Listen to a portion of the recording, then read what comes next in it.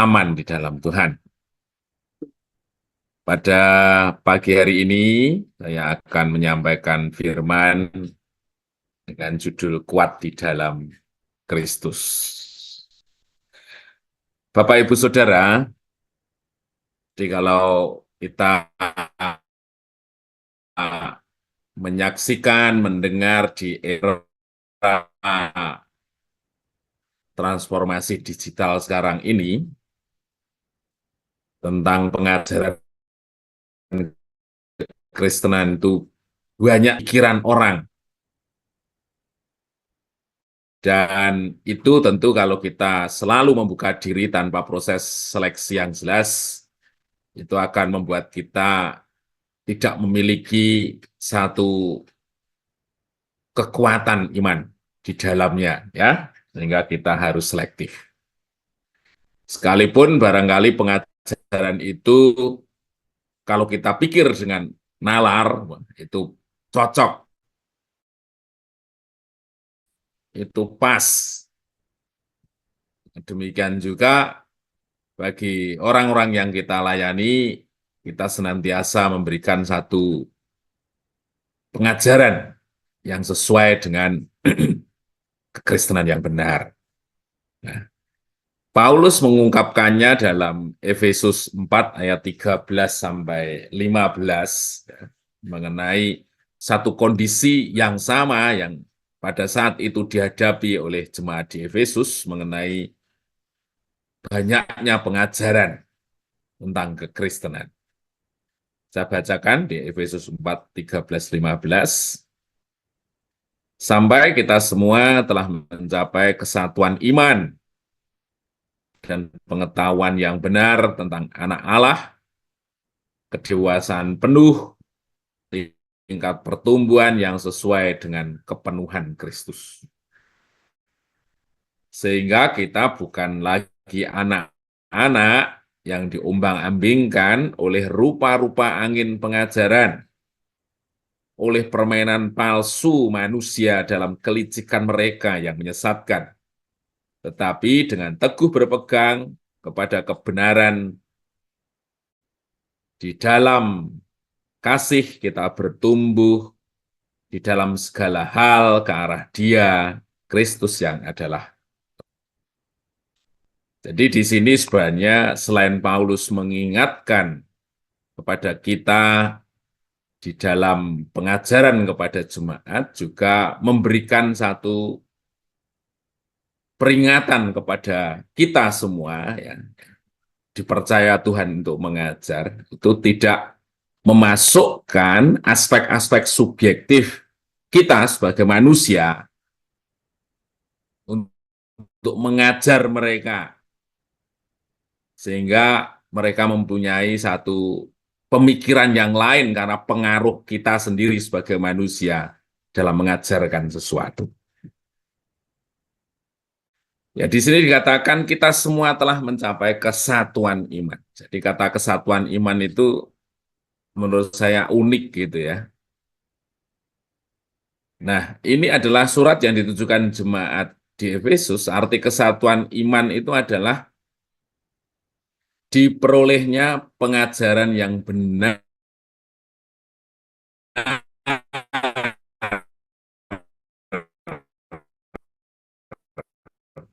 tentang Allah. Nah, tentu kita perlu menginterpretasikan, kita perlu merenungkan, dan seringkali warnanya itu sangat dipengaruhi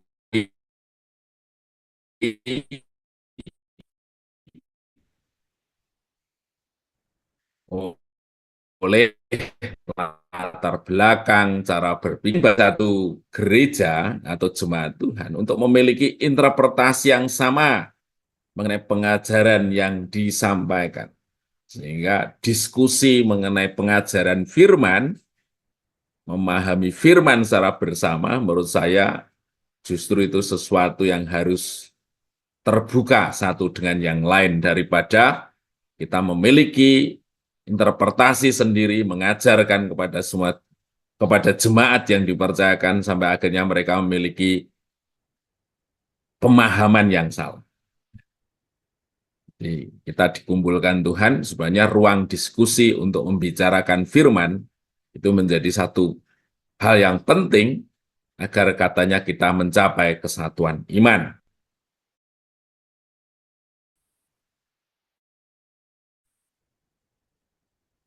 Anak Allah. Jadi fokus kekristenan itu mengarahkan seseorang untuk hidup serupa dan segambar dengan Kristus.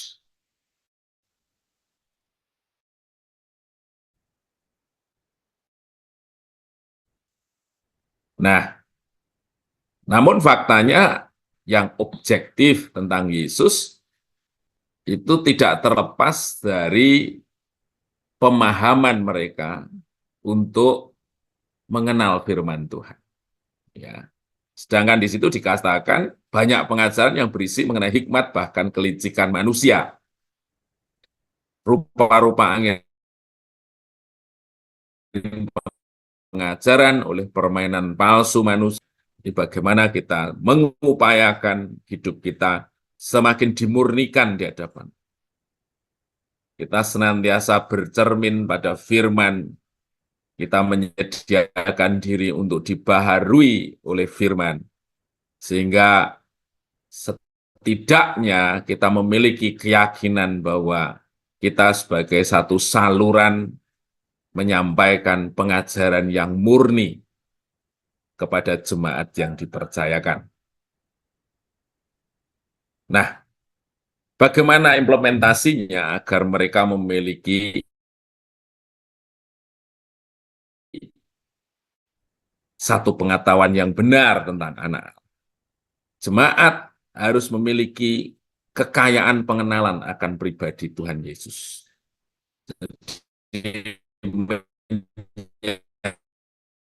Menyampaikan secara clear dan objektif itu merupakan sesuatu yang penting bagi setiap pengajaran yang kita sampaikan. Kemudian orientasi pengajaran jemaat adalah membuat mereka bertemu secara pribadi. Dengan cara apa?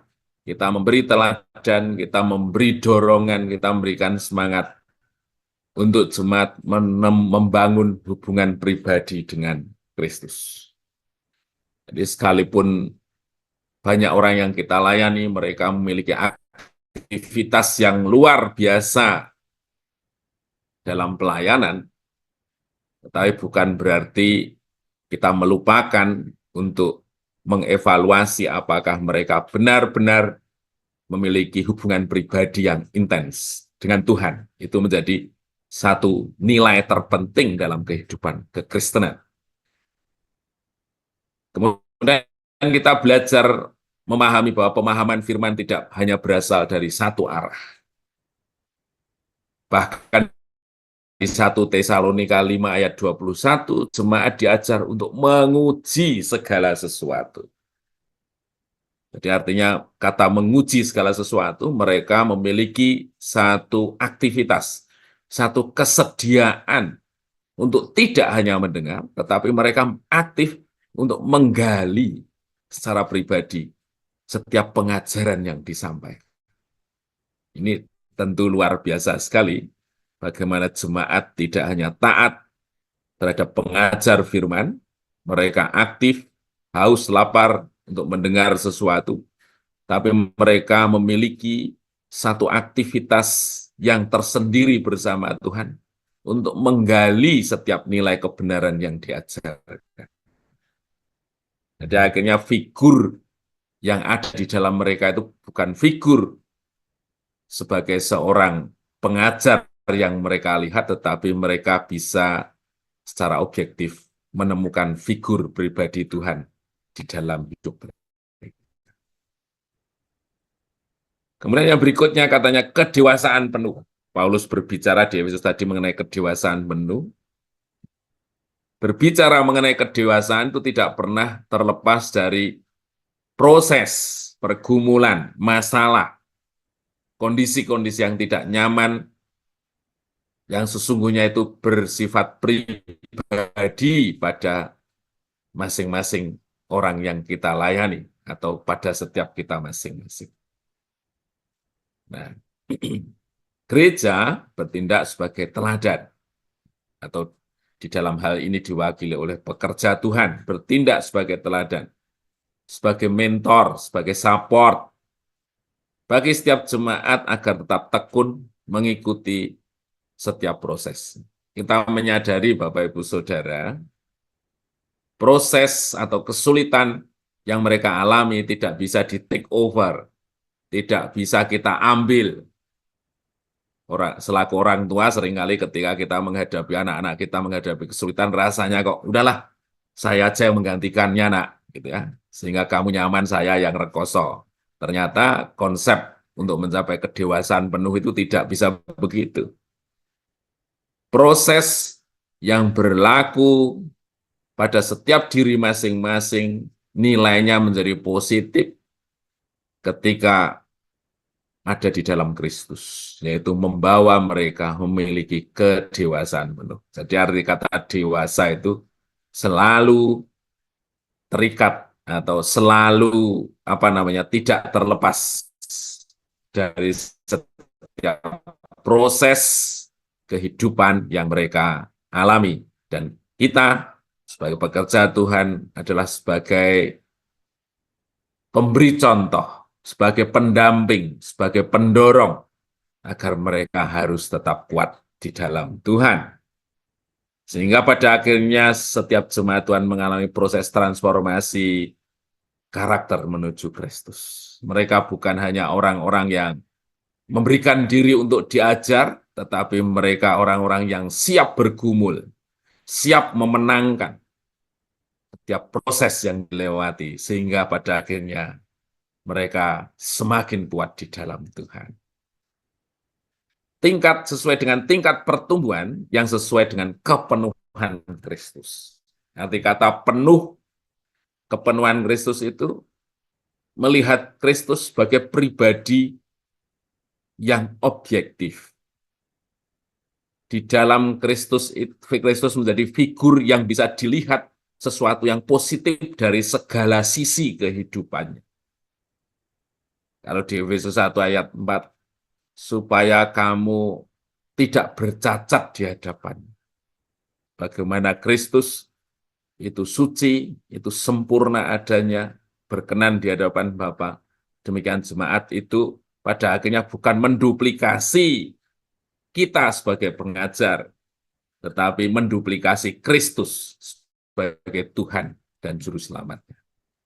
Terpujilah namanya, biarkan itu menjadi motivasi bagi kita semuanya untuk melayani Tuhan. Yang terimpartasi adalah Tuhan dengan segala hal yang mulia dan ajaib di dalam setiap hidup kita. Terpujilah namanya, mari kita berdoa.